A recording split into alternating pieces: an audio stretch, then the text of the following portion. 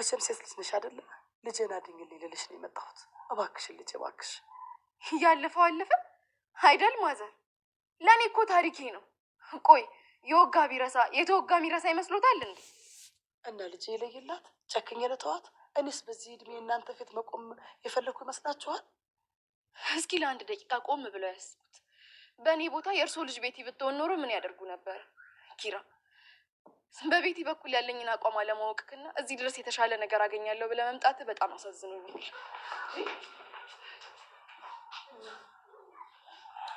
ጽናት ከጠበቅኩት በላይ ስሜት ይሆናለች ልበል? እኔ እንደዚህ ስትሆን አይቻት አላውቅም። እንደውም እሷ ሆና ነው እንጂ ቤቲ እንዳደረገቻት ነገር ቢሆን እዚህ ቤት ባላስገባቻት ነበር። እንጂሊያት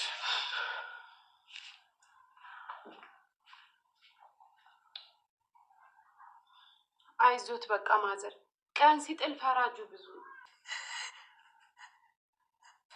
እሺ ምን ላድርግ? ከትላንት ጀምሮ መግቢያ መውጫ ሳጣች እና ምንድን ነው የምትለው? ቤቲ በጣም አሟታል እና እስኪሻላት ድረስ ማለት የሆነ ቴራፒ ጀምራ ለአንድ ሳምንት ያህል አብራቱን ነው የሚሉ። አይሆንም። እንደውም በዚህ ክፋቴ ፈጣሪም የሚያዝንብኝ አይመስለኝም። እኔ እኮ እሱን ነው ያልኩት። እሷ ናት ጽናትን ላውራት፣ እሷ እሺ ትለኛለች ብላ። ኪራ በቃ አሁን በሰላም አስወጣልኝ። በቃ ኪራ፣ እኔ ከዚህ በኋላ ቤቴ ማየት አልችልም። እሺ ግን አልዋሸሽም። እንደዛ ሆና ሳያት አዘንኩላት። አይታት ነበራ? አዎ ትላንት አግኝቻት ነበር።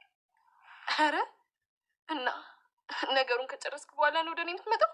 አረ እናቴ እንደዛ አይደለም። እግሬ ስር ተደፍታ ስትለምነኝ ምን ላድርግ? እናቴ ትሆናለች እኮ እዚህ ነው አይደል? እሺ ጽናቴ፣ እስኪ አስቢ፣ አንዲት እናት እግርሽ ስር ተደፍታ ስትለምንሽ በቃ እናቴን አስታወሰች። ለነገሩ ልክ ነህ። እኔ እናት ጽናት የቀጠለ ኪራ መኝታ ቤት ሆኖ ስለ ቤቲ እያወራ ነበረ። እች ልጅ እኮ ማበዷ በእኔ ምክንያት ነው፣ ነገሮችን መቀበል አቅቷት ብታብድም ግን ምክንያቱ እኔ ነኝ እያለ ነበረ። ምን ማድረግ ይሻለኛል? እኔ በመሃል ቤት ተጨናነቅኩ እኮ ደሞ ትዳሬን ፈልገዋለሁ እያለ ጭንቅ ውስጥ ገብቷል። ያሽ ተንኮለኛ ጠንካራ የነበረ ሴት ሕፃን ሆና ሳያት እጅጉን አሳዝነኛለች እያለ ይገኛል። ጽናት መጣ ነበረ። የኔ ፍቅር አልተኛህም ወይ ትለዋለች። አልተኛሁም እንቅልፍ እኮ እምቢ አለኝ ይላታል። ወጣት ነህ ለምንድን ነው የምተኛም ስትለው ነበረ። ወጣት አይተኛም ብለሽ ነው እያለ ሲቀልዳትም ነበር። መሄን እኮ አይ ወጣት መተኛት ቀን ቀን ጥሩ አይደለም እያለ ስታወራው ነበር። እንደዚህ ስትይ አባዬን አስታወስሽኝ ይላል። አባዬ ደግሞ ምን አለ ስትለው የቀን እንቅልፍ ድሃ ያደርጋል ብሎ ሲለኝ ነበረ ይላታል። እኔ ምን አልሁህ ና በላሁን ምንድነው ያሳሰበህ ነገር አለ ወይ ትለዋለች። ምንም ያሳሰበኝ ነገር የለም፣ ስለ ይያብ እያወራሁ ነበር እያሰቡኝ ነበረ። አይ ደሞ ደህና ረስተሁ ነበር ደሞ ተነሳብህ እያለችውም ነበረ። ና በላሁን እንቅልፉ እንዲለቅህ ቡና ላፍላልህ ትለዋለች። እሱም በይኩሽና ፊው አንድ ስኒ ብቻ ነው የምጠጣው ይላታል። በሌላ በኩል ሰኒ ለክብሮን ደውላ ነበረ። ናፍቀኸኛል ተነፋፍቀናል ማለት ጀምራለች።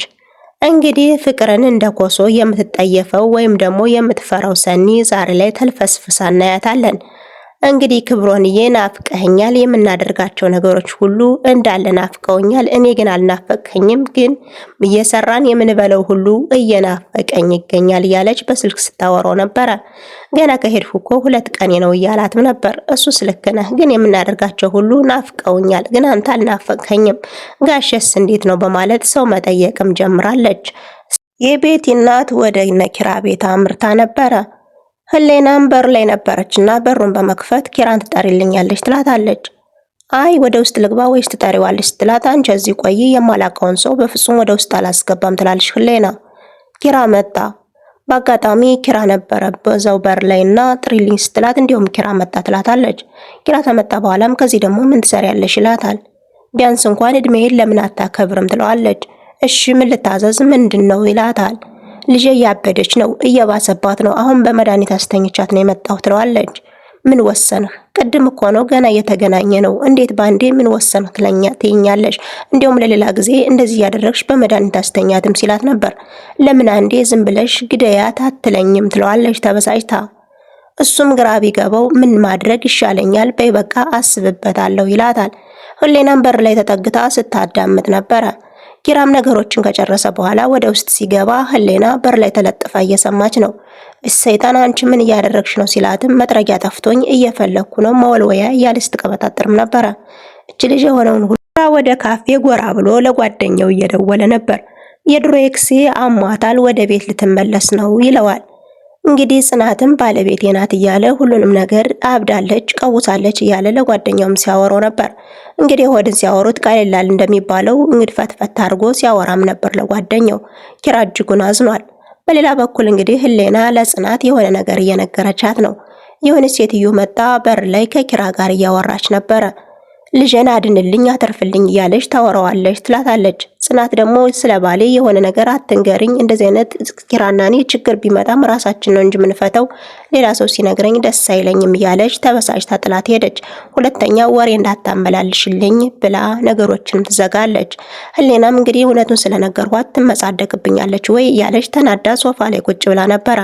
ጽናትም እናቲቱም ካፌ ጠርታ እንግዲህ ባለቤትህን ልለምናት ባከኑ ሰደኝ ትለዋለች። እሱም እንግዲህ ከስንት ልመና በኋላ ወደ ጽናት ይዟት አምርቶ ነበረ። ጽናት ግን ያየችውንና የሰማችውን ነገር ማመንም መስማትም አልፈለገችም። ሴትዮዋን እጅጉን አመናጭቃታለች። ያደረገች ነገር የወጋ ቢረሳ የተወጋ አይረሳም እያለች መስቃም ስትናገራት ነበረ። ጽናት እጅጉን አይተንባት የማናውቀውም ባህሪ ስታሳይ ነበር። አቋሟን እንቅስቅስ አላደረገችም። ሴት ልጅ ነሽ ትረጅኛለሽ ብዬ ነው ወደ አንቺ የመጣሁት ትላታለች። ኪራንም አንተ እኮ የኔን አቋም አለማወቅህ ነው የገረመኝ፣ እንዴት ቤቴ ድረስ ይዛሃት ትመጣለህ እያለች እጅጉን ተናዳለች። መኝታ ቤቷም ጥላቸው ሄዳ ያዙኝ ልቀቁኝ ስትል ነበር። ኪራም እጅጉን የሆነው ነገር አሳዝኖኛል፣ አሟታል፣ ስለዚህ ለሳምንት ከሷ ጋር እንድቆይ ነው የምትለምነኝ ይላታል። አይሆንም ትላለች ጽናት እያለቀሰች። እኔ እኮ የሆነውን ነገር እንዴት አምነህ ወደዚህ ይዘህ ትመጣለህ? ሁለተኛ አይኗን ማየት አልፈልግም ብላ አቋሟን አንድ አድርገዋለች። ኪራ ደግሞ እጅጉን አሳዝነኛለች ሲላትም ጭራሽ ሂደህ አይተሃት ነበር ወይ ብላ አካኪ ዘራፍ ትላለች። እናቲቱ ስትለምነኝ የእናቴ ደረጃ ትሆናለች። እናቴ መስላን የተለየ ታየችኝ። ስትለምነኝ በጣም ነው ያሳዘነች። ስለዚህ ሂጄ አየኋት ትናንት ብሎ ነገራት። የሆነውን ሁሉን ሲነግራት ጽናት ነገሮችን ከጨረስ በኋላ ወደ እኔ እንዴት ትመጣለህ ብላ ያዞኝ ለቀቁኝ አለች። እያለቀሰችም ነበር። እንግዲህ የእናትን ጣም እኔ አላውቀውም እናት የለኝም እያለች ወደ ውጭም ወጣ ነበር። ህሌናና ሴትዮዋም እያወሩ ነበር። ህሌና ነገሮች ሁሉ ይስተካከላሉ፣ ስትወድቂ ማንም ሰው ነው የሚረማመድብሽ እያለ እንግዲህ ህሌናም የቤቲ እናት ምክር ነገር ለገስ አድርጋታለች። አይዞሽ ጠንክሪ፣ እንግዲህ ጽናትን እንመካከርበታለን፣ ነገሮች ይስተካከላሉ እያለች ህሌና ሰው ማምከር ጀምራለች። እንግዲህ በሌላ በኩል ደግሞ ጽናት ወጣ ሄዳለች ወደ ሰኒ ቤት። ሰኒ እንግዲህ ከወትሮ በተለየ ነገር የምታጋግለዋል። ዛሬ ላይ ፍቅር ሁና ታይታለች። የኔ ውድ ተረጋጊ፣ ኪራ ወዶ አይደለም እንደዚህ ያደረገው የሆነ አጣብቂኝ ውስጥ ገብቶ ነው የሚሆን እያለች ስለ ኪራ መከራከር ጀምራ ነበረ። ጽናትም ሂጅና አሁን ከቤት ኪራን አረጋጊው ብላ ሰኒ ለየት ያለ ምክር መክራታለች።